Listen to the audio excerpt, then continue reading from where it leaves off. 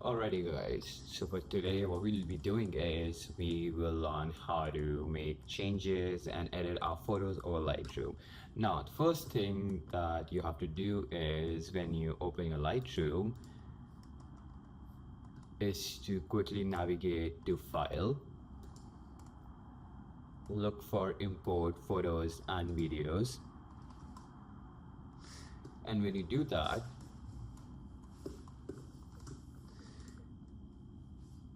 try to go around and see where your photo is. So for example, if it's on desktop, go to your desktop. If it's in your pictures folder, go through those. But for me right now, it's actually located on one of my hard drives that I've connected to my computer. So I'm gonna go through the file. So again, it's your sort of not responsibility, but I feel it's just try to navigate where your file is. Generally, when you download a file, it's on your download folders, or sometimes it's just sitting somewhere on your desktop. Alrighty, so it is one of the photos that I took in Queenie Park in Vancouver. So as you can see, my folder has a bunch of photos. So let's say I'm just gonna pick one specific photo and just work on that. So what I need to do is I need to first uncheck all. Now when I do that, let me pick this photo right now that I'm gonna work on and make sure that this specific photo is checked and then hit import. Perfect. So it's gonna take a few seconds to actually import this file. Now you can see this on your library. You can then move from your library to your develop module, and here we go. You can actually see this file. All right, so okay, let me pick a different file. So as you can see, you can go around, you can go back, go to file, import, and the same drill.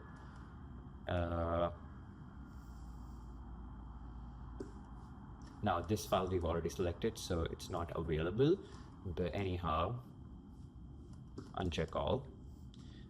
Let me see if, here we go, import this file.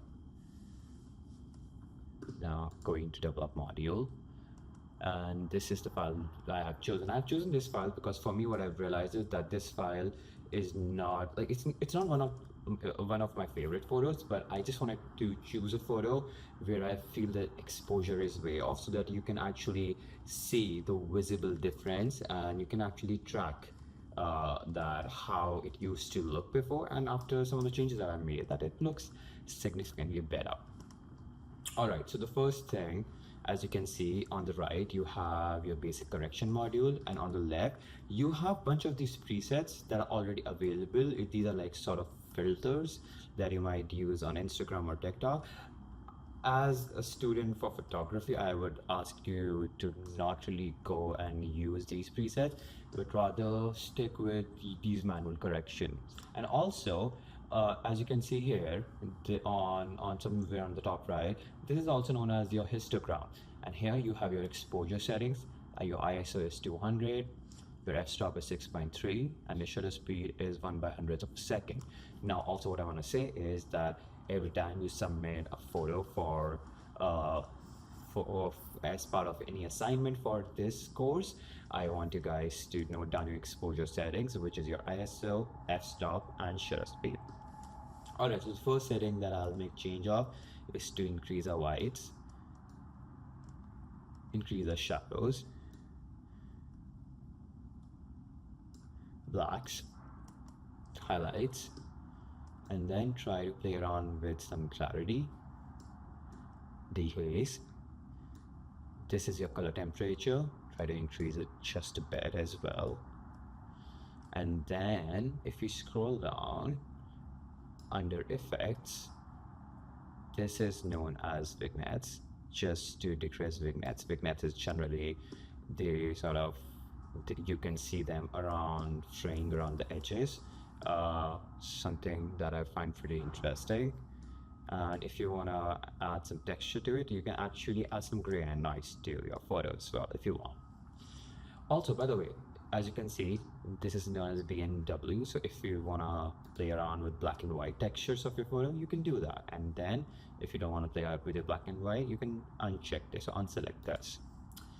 All right, so another quick, very interesting module, not module, like one of the cool features is the YY comparison mode. As you can see here, literally somewhere on the bottom screen, this is YY. Hit YY, you will see before and after comparison, that before your photo was sort of underexposed, and after it you made some changes and it looks decently better than the photo that we were working with previously. And then if you need to hit back, this is the option YY to compare mode, and this specific loop view, you can also press D on your keyboard, and the keyboard shortcut for compare view, it's gonna pop up real soon here, as you can see on the screen. Now it's not for whatever reason. Anyways, here we go. All right. Now, another quick setting that I want to show you is known as masking. So, by the way, so this is the option where you can make these changes. The next option is a crop view. So, for example, if you want to crop anything that you feel doesn't make sense to your framing, you can crop stuff. And this, the fourth setting is known as masking. So, when you hit masking, it's gonna show you 3 different ways to mask: subject, sky, and background. So if I click on subject, the Lightroom AI will detect, as you can see with the red highlights, that Lightroom has been able to successfully read the subject that's actually in the photo. That makes sense. So that's it. So our subject is selected. Now, whatever changes that you will make will only happen on your subject. So for example, earlier, if you wouldn't actually mask your whole, like if you don't mask different elements within your frame, whatever changes you'll make will happen to the whole photo in its entirety. But right now, let's say you're just interested in, okay, I just want to make some changes to my subject. You can do that when you have masked a specific section of your photo. Now, as you can see, if you hit the symbol that says plus, if you hit your plus symbol, you can now select your sky or your background. Let's try to make some changes just around the sky and see what happens. So it's actually going to detect your sky. That's it. Generally, it's pretty spot on. But let's say you wanna make the selection on your own. Here you can see the brush tool. You can click the brush tool. You can also increase the size, and whatever area that you brush on becomes your mask. So this is our third mask. Great. First mask, a subject. Second mask, that's our sky. And whatever changes we will make will only happen, as you can see, to the sky. Pretty cool and interesting feature. Now, third mask, that's the bottom half with the trees and the cityscape. You can change shadows, highlights, and here we go. Now, if you need to return back to your previous settings, just go back, move from mask to here, and whatever changes you'll make will happen to all of them. If you just want to have specific changes being made, go to the mask option again. Now, going back to our normal edit mode, just looking at the compare view, you can see there is a drastic difference between your photo earlier and before and after. And then go back to your loop view. That's the photo. That's the photo that you see after you make all those changes. All right, now hit File, click on Export. Now in Export, you can export this to your desktop, to your pictures folder, wherever it would make sense to you. On your subfolder, it's easier to just name your subfolder as your name and the week number of the class, week 1, VA180, and then if you check rename to custom name, you can change the name to whatever you like. Queenie Park overlook. That's the caption. Makes sense to me.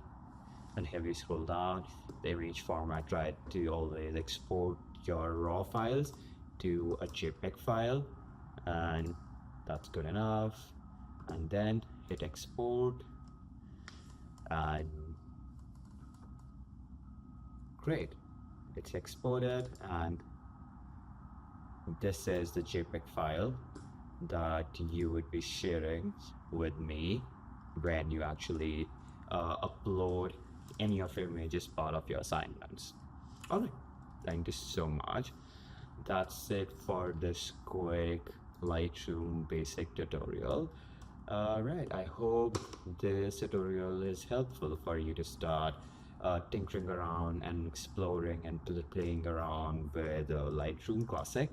So just to reiterate this, my suggestion would be that you use Lightroom Classic, not Adobe Lightroom. All right, everyone, thank you so much for your attention.